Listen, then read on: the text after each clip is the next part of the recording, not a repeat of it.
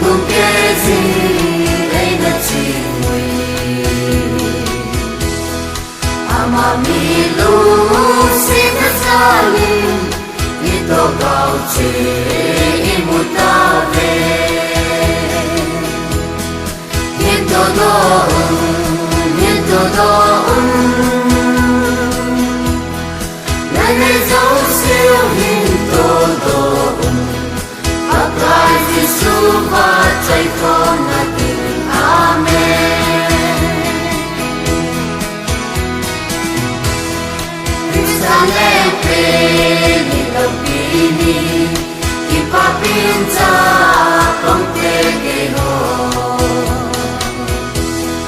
Tu ni na ko pi pumai ka mu pe na ne nge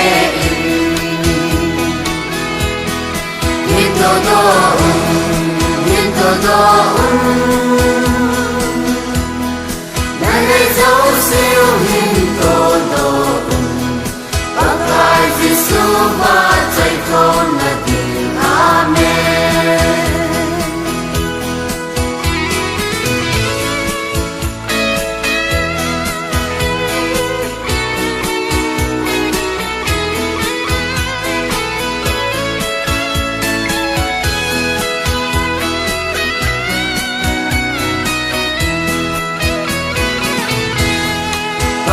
Mi na na tô tô quay nên xin cha đi xin dòng lệ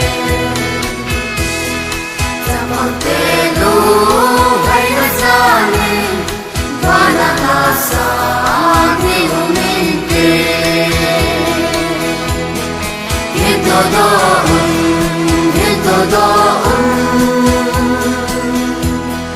này dấu siêu hình Giêsu và chạy con là tình Amen.